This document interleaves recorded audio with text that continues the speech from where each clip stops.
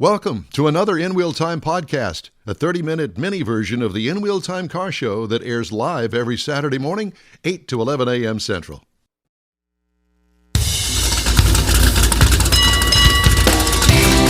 From the Sugar Shack Studios in Texas, USA, podcasting and streaming around the globe, it's the In Wheel Time Car Talk Show. Just ahead, Tim Mahaffey, president of the Lone Star Jeep Club. Free beginner's wheeling course. All right. Okay, free. Did you hear that? It's no free. charge. Yeah. No free charge. is good. But you're going to have to pay some money to put gas in the tank to get there. Well, Just saying. Jeff has a look at the upcoming racing events, and that pretty much starts this weekend, does it not? Yeah. A lot of stuff Forward going to that. Also, just ahead on the In Wheel Time Car Talk Show, we've got some other goodies we're going to throw in there, including this week's news headlines. Howdy, along with Mike out of this world, Mars. We always need more Jeff Zekin. I'm Don Armstrong. So glad that you could join us on this Saturday. It is cold. It is breezy here in the Houston, Texas area. We've already received our high temperature for the day. I think it was about 55 at midnight, and it's continuing to drop as the day progresses. I got up about 5:30 and it was about 50 degrees and it was dropping ever since. Yeah. So, there's that. All right. I did want to remind you that, and I said this in our tease, that I had lunch with Gary Garnett down at Keels and Wheels, and the 28th annual Keels and Wheels Car and In the Water Boat Show returns to the Lakewood Yacht Club in Seabrook, Texas, May 4th and 5th. Don, why are you talking about that now? Well, because they are things are changing down there, and they're going to be bringing in different things. And this year, I'm told, kind of under the cloak, that it is going to be a Resto Mod highlighted show. Oh. Resto Mods. Okay. And they're getting some Resto Modders in with their clever designs and paint jobs and that sort of stuff. Is there such a thing as a Resto Mod boat? That's a good question we'll have to ask. We're going to talk to him later on. All right? So we got that coming up. Okay, so let's get now to our guest this morning is Tim Mahaffey, and Tim is with the Lone Star Jeep Club. Tim, good morning. Good morning, gentlemen. Thank you for having us. Well, thank you very much. I understand your secretary of the club, Christine Voyda, is with us as well. Hello. Yes. Hi. Hi, it's good to have you guys with us. Thank you. Is it cold up there? Yes, it's about 34, feels like 23. There you go. So we've got our weather report from North Texas. I remember when I was 23. Yeah, I don't remember that at all. I wish I could say. Lone Star Jeep Club. Tell us about that, Tim. Let's talk about the history of the Lone Star Jeep Club. How far does it go back? The Jeep Club goes back to 1997, so over 25 years we've been around. We're a nonprofit registered organization in Texas, and we're a Jeep-only club. And we have members that are in Dallas, Houston. We had some in New Mexico, Missouri, and Arkansas. So we kind of span the Texas area and surrounding states. You like this car show. You span the globe. We'd love to span the globe. I don't know as if you'd want all those members, however. So let me ask you something.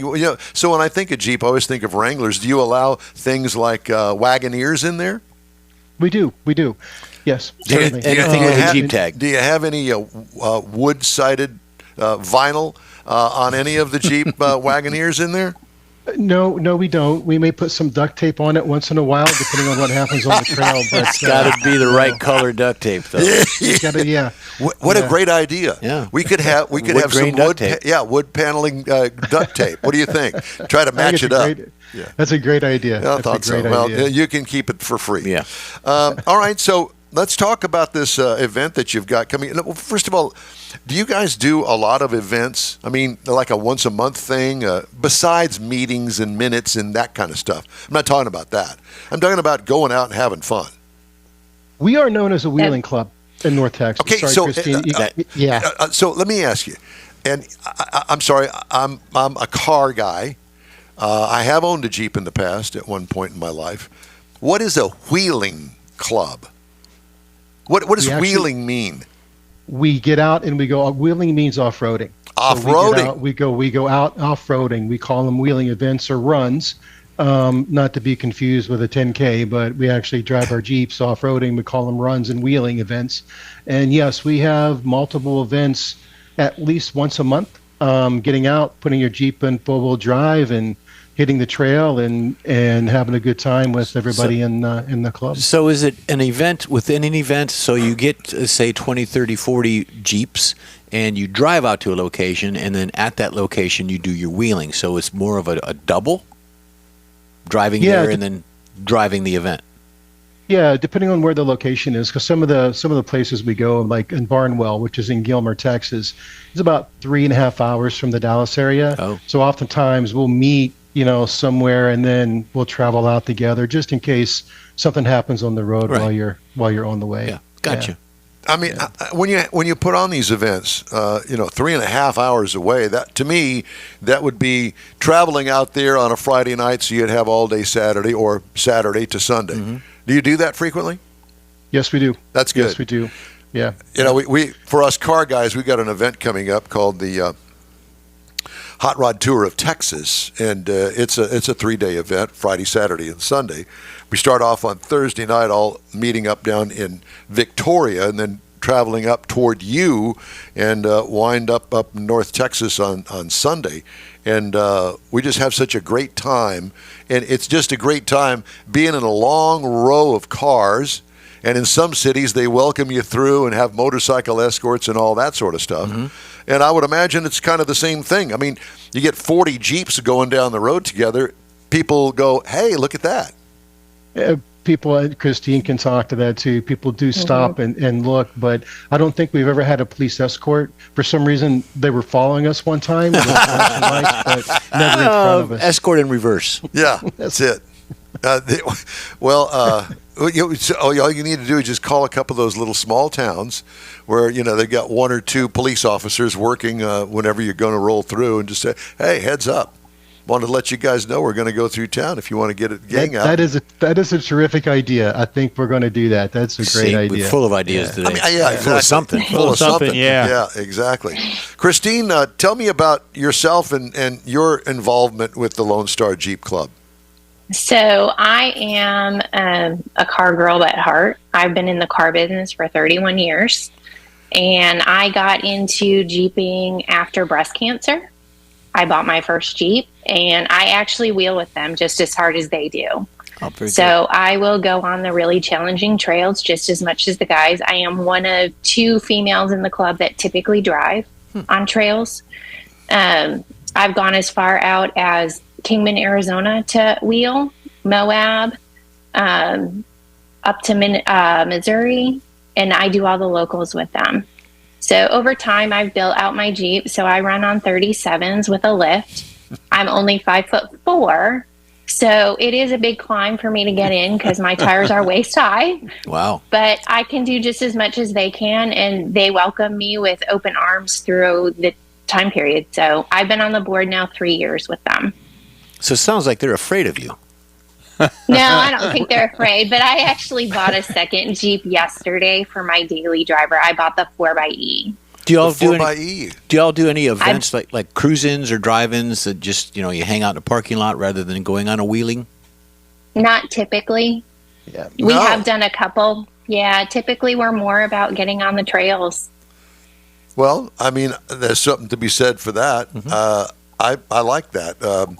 I will tell you that my very short experience was actually sponsored by Jeep, and I think that you went on that trip as well.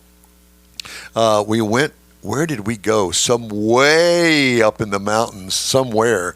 Where was that? We didn't go to Moab, where you had where you had the brakes lock up on the thing and slid down the hill. Oh, that was Tuesday. No, there was one in Utah, but that doesn't seem like that was the right place. No, it was either in Colorado. I don't remember, but lots of mountains, and we were all in Jeep Wranglers, and what was that? Wasn't the Jeep Liberty? It was the Compass. Maybe it was the Compass. I don't remember, but they took us up to the top of a mountain. There was no road up there. It was a trail up there. And it got really tight when you got up to the top of the mountain, and you didn't dare look down to the side because you would have freaked out. Yeah, not for me. And, at some points along that trail on the way up there, we had to have spotters so we wouldn't venture off of where we needed to be. So have you done things like that? Yes, we did top of the world out in Moab, where they guide you all the way to the end so you can get photos of looking like you're going to drive off. Great. Yeah. We did Christmas Mountain at Big Bend. Yeah. I've heard of that. And Hell's Gate out in Moab as well. Mm-hmm. Yeah. Some of us drove Yep. up Hell's Gate. So, yeah. Now, when you go on these adventures, I mean, everybody drives their Jeep there? Some people trailer. Some people trailer, yeah. There's Yeah. a couple of members that have trailers, and they're running 42s, and it's really They're really modified off-roaders. Jeep. Yeah, Yeah. yeah. Well, I remember, I think it was down at Woody's Waterfront Car Show that I saw a couple of Jeeps down there. And if they had a license plate, they had to steal it from somewhere because this thing did not look like it was going to be, street legal by any stretch of the imagination. And like you say, a couple of them trailer them. Those are the really serious guys that have done some serious suspension work.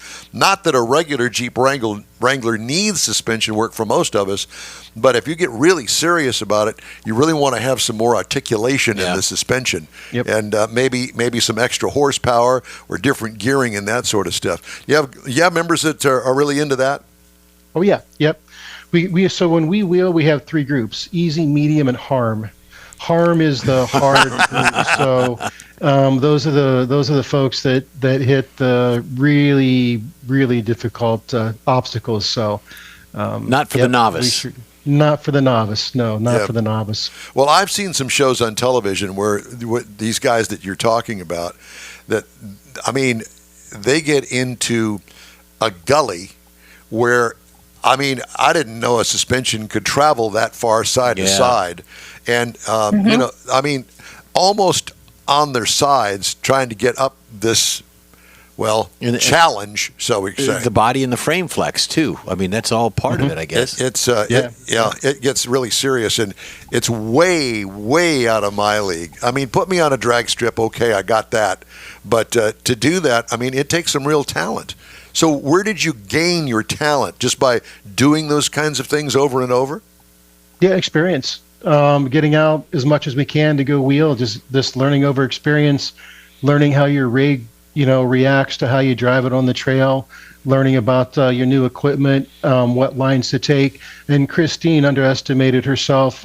She's one of the best people I've ever seen actually to find a line to get over an obstacle, and is an expert driver out on the trail. So she's one of the best at that, but it's just over experience. And I know we wanted to talk about the beginning wheelers school class that we have coming up. Yep.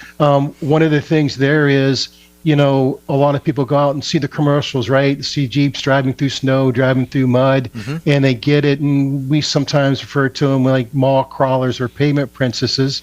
But these people don't understand. I've been referred to that as like that before.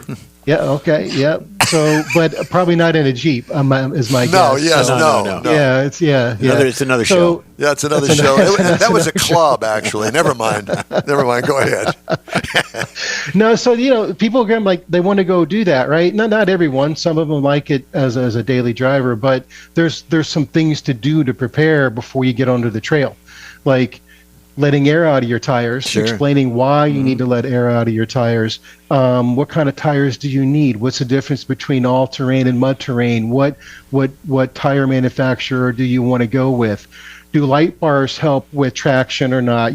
People, have all these questions. And so we go over, how to even engage into four-wheel drive. People don't even know how to put it down into four high. Well, four high is easy, but not down into four low.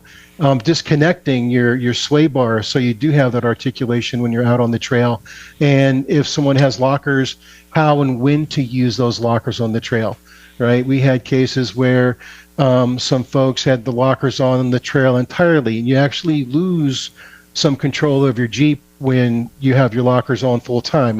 So we teach people how and when to use your lockers, and even things like how to remove your hardtop, what to eat, what to take with you on the trail to eat to keep your energy level, your concentration up, and things like hydration.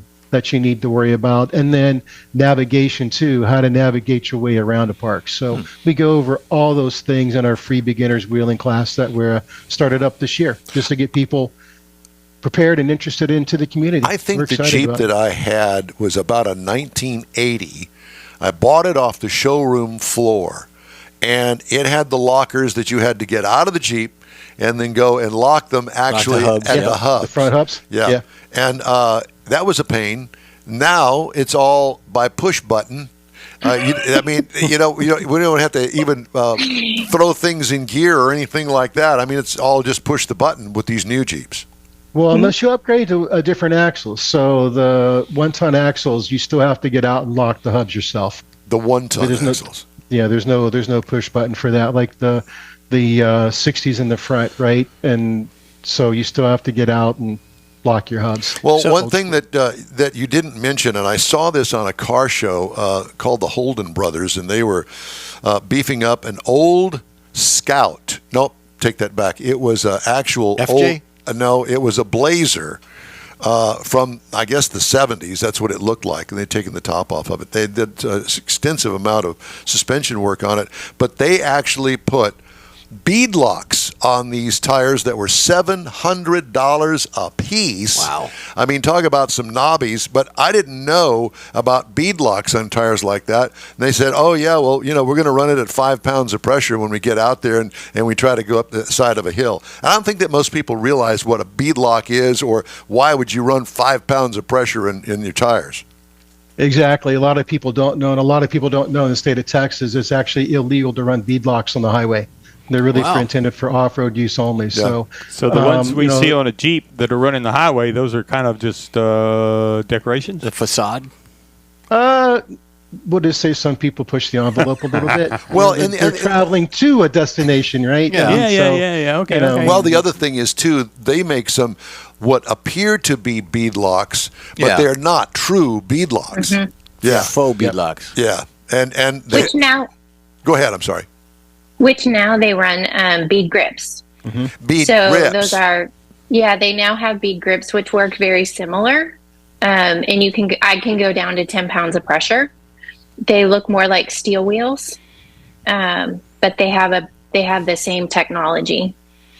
Interesting. So on the wheeling side of it, when you're out there and you're doing your climbs and your organization, is there a lot of damage to those Jeeps? Because I'd be afraid to dent something or roll it over or just Mostly ruin it. trail rash.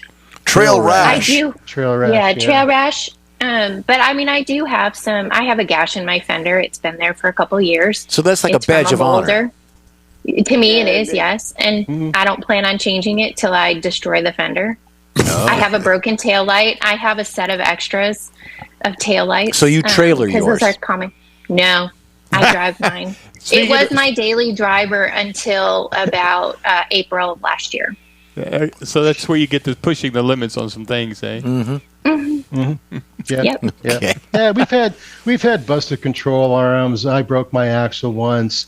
What else? I ripped my fender off. We have flat tires. We have, the tires will actually come out of the bead locks on the trail. I don't think we've had anybody roll over yet, but we've seen rollovers on the trail itself.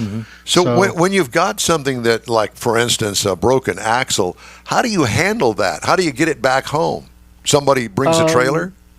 Yeah, somebody bought a trailer. In my case, I didn't have one, so it was in Hot Springs, Arkansas, and it was going to be close to $3,000 to flat tow it back. And someone had suggested just go to U-Haul, rent a truck and a trailer, and then take it back, which costs like $250. So that's what I did. And then it was push, pull, drag to get me off of the trail. So it was actually on Rubicon Ridge, which is a badge of honor trail up there right at the beginning. And it took forever to get me off of that trail. So, but yeah, that's what you do. You help each other out, right? That's why you don't go out alone. And you help your fellow Jeeper on the trail and off the trail, right? That's part of the Jeep community itself. Yeah. Trail rash. I like it. Well, listen, guys, it's great to talk to you. It's the free beginners wheeling course sponsored by Collin County Off-Road, and it's going to be up in McKinney next weekend. Is that correct? Next weekend, if you're in the area, feel free to stop by. It is free. We'll probably spring for some refreshments as it gets closer. So love to have people come out and learn how to wheel and learn about the club and meet one of our sponsors. A great sponsor, Collin County Off-Road, has been really, really good to us. So Very nice. And how about a website for you guys, or somehow to get a hold of you? Yep, www.lsjc.org. We're a nonprofit, so LSJC, Lone Star Jeep Club. Duh. Yep. Yeah. Well, I'm a little Lord. slow. It's a little early on a Saturday morning. Listen, Tim and Christine, we sure thank you very much for joining us this morning. It's been a great conversation. Let's stay in touch and give us an update on how things go next weekend. Absolutely. Yeah, we'll definitely do. We'll send you some pictures. And thanks for having us again. Thank you, Really appreciate it. Christine. Take care. You bet. Thank you. Take care. You too. Bye-bye.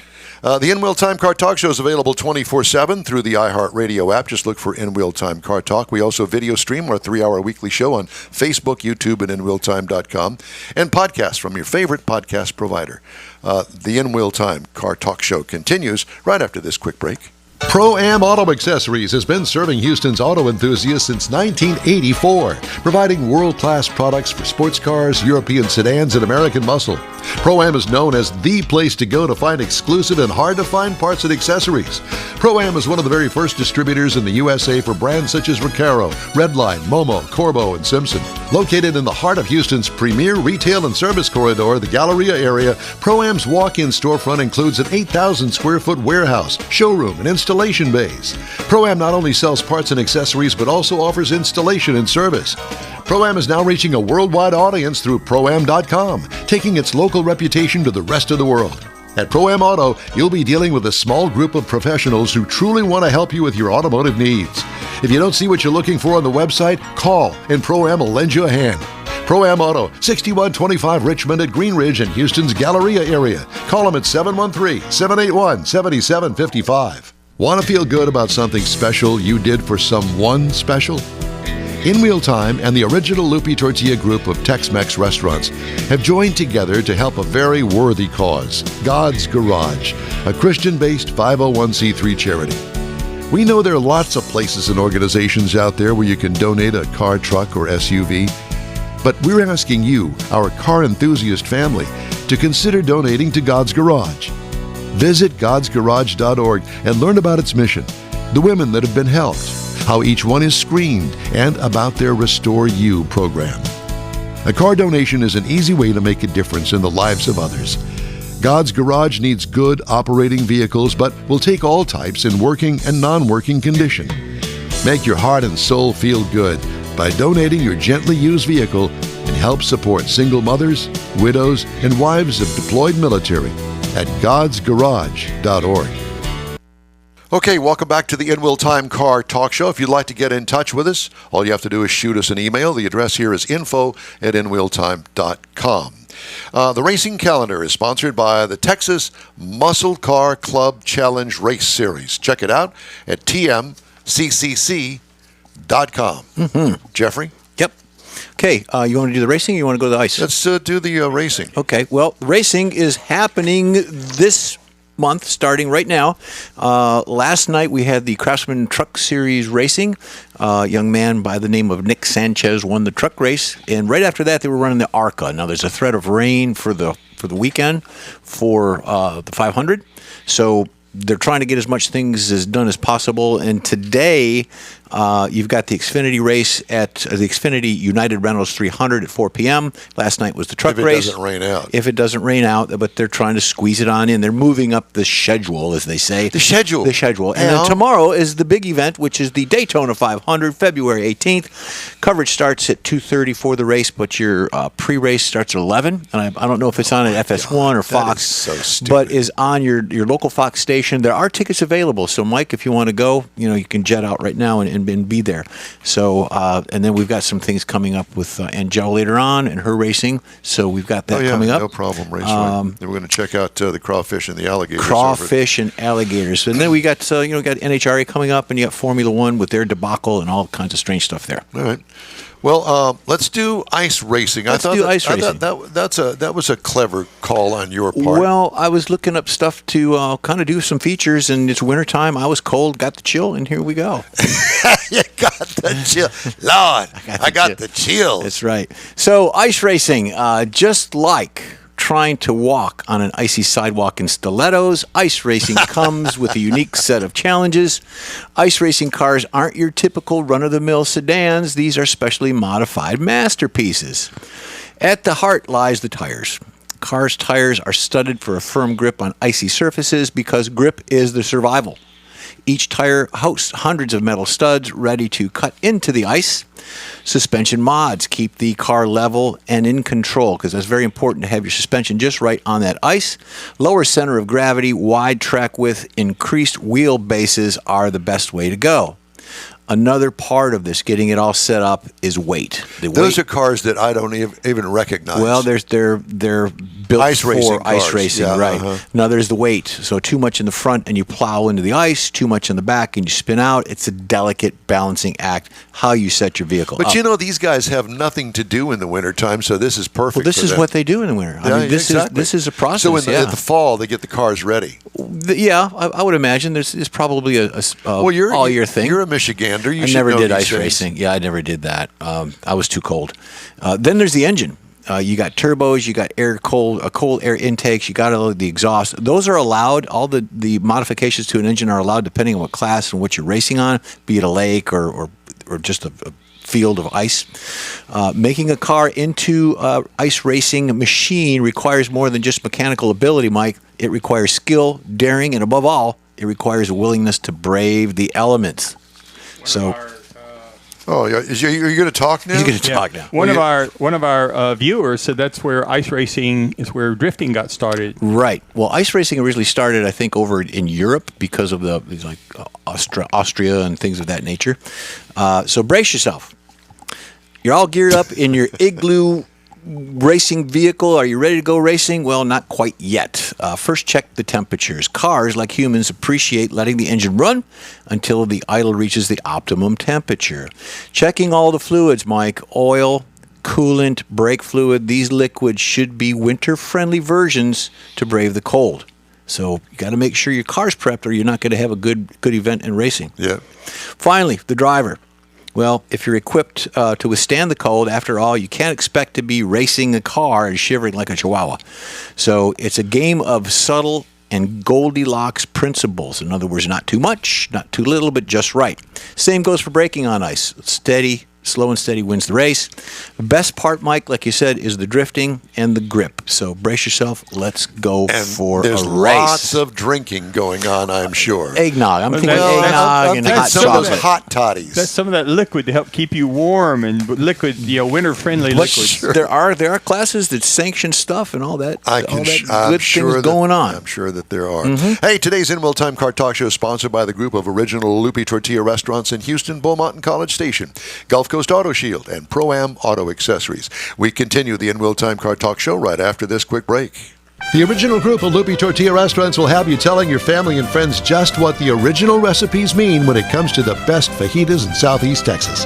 Founder Stan Holt invites you to visit the original Lupi Tortilla near I-10 and Highway 6. Here's the original house that inspired the design of all the rest and the original charm that helped make Lupi Tortilla the go-to destination for Houston Tex-Mex. Speaking of original, nothing can compete with the original lime pepper marinade that everyone will agree makes Lupi Tortilla award-winning beef fajitas the best anywhere. Lupi Tortilla Katy is another location that gives you the same quality and service Houstonians have come to expect at Lupi's. It's located just off I-10 and the Grand Parkway at Kingsland Boulevard in Katy. Find yourself in Aggie Land? Head to the Lupi Tortilla in College Station, located just around the corner from Kyle Field. It's a great place to enjoy those famous frozen margaritas before or after the game. Headed east to Louisiana? Stop in at the Lupi Tortilla in Beaumont. It too's on I-10. You can't miss it. The original group of Lupi Tortilla restaurants invites you in for the best Tex-Mex anywhere. You own a car you love. Well, why not let Gulf Coast Auto Shield protect it? Houstonian John Gray invites you to his state-of-the-art facility to introduce you to his specialist team of auto enthusiasts. We promise you'll be impressed. Whether you're looking to massage your original paint to a like-new appearance, apply a ceramic coating, install a paint protection film, nano-ceramic window tint, or new windshield protection called ExoShield, Gulf Coast Auto Shield is where Houston's car people go. Curbed your wheels? Instead of buying new, why not have them repaired? How about a professionally installed radar detector? Gulf Coast Auto Shield does that too. Get a peek inside the shop and look at the services offered by getting online and heading to gcautoshield.com. Better yet, stop by their facility at 11275 South Sam Houston Tollway, just south of the Southwest Freeway, and get a personal tour. Gulf Coast Auto Shield is your place to go for all things exterior. Call them today, 832-930-5655 or gcautoshield.com. That's it for this podcast episode of the In Wheel Time Car Show. I'm Don Armstrong, inviting you to join us for our live show every Saturday morning, 8 to 11 a.m. Central on Facebook, YouTube, Twitch, and our InWheelTime.com website. Podcasts are available on Apple Podcasts, Spotify, Stitcher, iHeart Podcast, Podcast Addict, TuneIn, Pandora, and Amazon Music. Keep listening, and we'll see you soon.